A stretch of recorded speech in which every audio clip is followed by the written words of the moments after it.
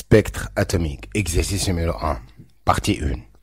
On admet pour tous les niveaux de l'atome d'hydrogène l'expression de l'énergie est E égale à moins 13,6 n au carré.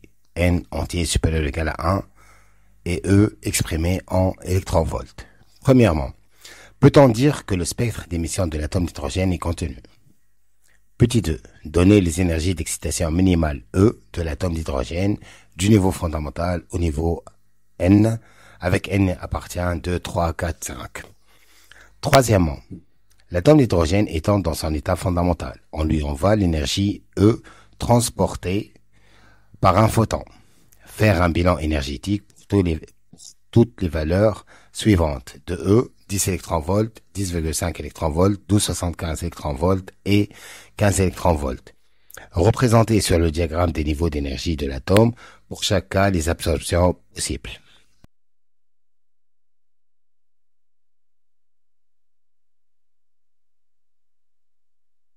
Partie 2. Premièrement, qu'appelle-t-on série de raies? Deuxièmement, représenter sur le diagramme précédent l'ensemble des transitions correspondant aux séries de Lyman, retour vers n égale à 1, de Balmer vers n égale à 2, de Paschen vers n égale à 3. Troisièmement, quelles sont pour chaque série les longueurs d'onde extrêmes de la série? Dans quel domaine spectral chaque série se situe-t-elle? Ultraviolet, visible, infrarouge. On rappelle que le domaine de radiation visible est défini par les inégalités lambda inférieur ou égal à 400, inférieur ou égal à 750 nanomètres. Partie 2. On éclaire une cellule photoélectrique à cathode au potassium avec l'ensemble des radiations de Balmer. Premièrement, l'analyse du spectre d'émission de l'atome d'hydrogène révèle 3 raies intenses. H-alpha égale à 656,28 nanomètres, H-bêta 486,13 nanomètres et H-gamma 434,05 nanomètres. Ces raies appartiennent à la série de Balmer. À quelle transition correspondent ces radiations? Deuxièmement, on fournit à l'atome d'hydrogène pris dans son état fondamental d'énergie n égale à 2 et on lui communique une énergie de 10 électronvolts. Calculer la vitesse d'extraction de l'électron. On donne H égale à 662 1034 joules seconde, C égale à 3 10 absence 8 mètres seconde moins 1, masse d'un électron 9,1 10 31 kg et un électronvolt 1,6 10 19 joules. Réponse. Partie 1. Premièrement, non, il est discontinu car le spectre d'émission ne contient qu'un nombre limité de raies colorées. Deuxièmement, E1 égale à moins 13,6 sur n au carré, ça fait moins 13,6 sur 1 au carré, ça fait moins 13,6 électronvolts. Alors, E2 égale à moins 13,6 sur 2 au carré, ça fait moins 3,4 électronvolts. E3 égale à moins 13,6 sur 3 au carré, ça fait moins 1,51 électronvolts. E4 égale à moins 13,6 sur 4 au carré, ça fait moins 0,85 électronvolts. Et E5 égale à moins 13,6 sur 5 au carré, ça fait moins 0,54 électronvolts. Alors, E2 moins 1 égale à donc moins 3,4 plus 13,6. 3 moins 1 égale à moins 1,51 plus 13,6. E4 moins 1 égale à moins 0,85 plus 13,6. Et E2 moins E1 égale à moins 0,54 plus 13,6. Ça donne donc 10,4, 12,09, 12,75 et 13,06. Ce sont donc les énergies d'excitation maximale.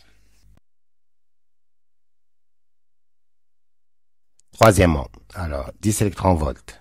Donc, on a 10 inférieur à 10,2. Donc, l'énergie du photon n'est pas absorbée. L'électron de l'atome reste dans son état fondamental. 10,5. Donc, 10,5 est encadré entre 10,2 et 12,09. Donc, l'énergie du photon n'est pas absorbée. L'électron de l'atome reste dans son état fondamental. 12,75 électronvolts. Alors, l'énergie du photon est absorbée. L'électron de l'atome transite de son état fondamental à l'état excité n égale à 4. 15 électronvolts. Alors, le 15 électronvolts est supérieur à la valeur absolue de 1, c'est-à-dire de 13,6. Donc, l'énergie du photon est absorbée, l'atome ionisé, électron éjecté avec une énergie cinétique, EC égale à 15 moins 13,6, ça fait donc 1,4 électronvolts.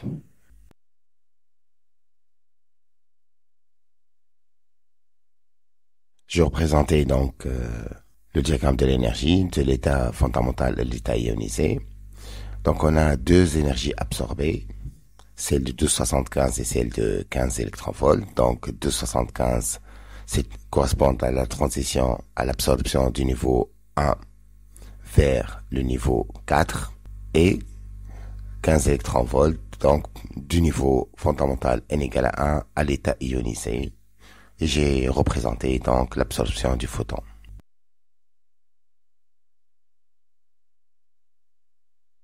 Partie 2. On appelle série de raies l'ensemble de transitions de retour vers un même état d'énergie. Donc, deuxièmement, on a représenté en rouge donc les séries de Lyman. Donc, ce sont des transitions vers le niveau 1. On a représenté en orangé donc les séries de Balmer, donc vers le niveau 2. Ce sont des transitions vers le niveau 2. Et on a représenté en vert les séries de Paschen. Donc, ce sont des transitions de retour vers le niveau n égale à 3. Troisièmement, donc on a En moins EP égale à HC sur lambda, donc lambda égale à HC sur En moins EP. Série de Lyman donc, lambda min ça va être HC sur la plus longue transition, c'est-à-dire de E5 moins E1, ça fait 95 nanomètres. Et lambda max ça va être la plus courte transition, c'est-à-dire du niveau 2 au niveau 1, donc 121 nanomètres. Donc, ces radiations appartiennent à l'ultraviolet puisque lambda inférieur à 400 nanomètres. Série de Balmer. Alors, le lambda min, ça va être tracé sur la plus longue donc transition, c'est-à-dire de E5 moins E2, 434 nanomètres. Alors que lambda max, ça va être tracé sur E3 moins E2. E3 moins E2, c'est la plus courte transition pour Balmer, donc 656 nanomètres. Alors, ces radiations appartiennent à la lumière visible puisqu'ils sont encadrés entre 400 et 750 nanomètres. Série de Paschen, donc lambda min, c'est AC sur E5 moins E3 égale à 1280 nanomètres et lambda max égale à AC sur E4 moins E3, 1880 nanomètres. Donc, ces radiations donc, sont supérieures à 750 nanomètres, donc ils appartiennent au domaine de l'infrarouge. Partie 3. Donc, on a EP moins E2 égale à AC sur lambda. Donc, EP égale à E2 plus AC sur lambda. Donc, EP égale à E2 plus AC sur lambda égale à moins 3,4 plus 662 10 moins 33 4 fois 3 10 absence 8 sur 656,28 10 moins 9 fois 1,6 10 moins 9, ça fait moins 1,51, donc elle correspond au niveau P égale à 3. De même pour la deuxième longueur d'onde, ça va être donc moins 3,4 sur plus 662 10 moins 34 fois 3 10 absence 8 sur 486,13 10 moins 9 fois 1,6 10 moins 19, ça fait moins 0,585 électronvolts. Elle correspond donc à P égale à 4. EP égale à E2 plus AC sur lambda, ça fait moins 3,4 plus 662 10 moins 34 fois 3 fois 10 absence 8 sur 434,05 fois 10 moins 9 fois 1,6 10 moins 19. Ça fait moins 0,54 électronvolts. Donc, elle correspond à P égale à 5. Deuxièmement, donc, on a EC égale à E2, E plus E2. Donc, 10 moins 3,4, ça fait 6,6 électronvolts. Donc, EC égale à 1 demi V carré. Donc, V au carré égale à 2 EC sur M. Donc, V égale à 2 EC sur M. Ça fait donc 1,523 10 absence 6 mètres seconde moins 1.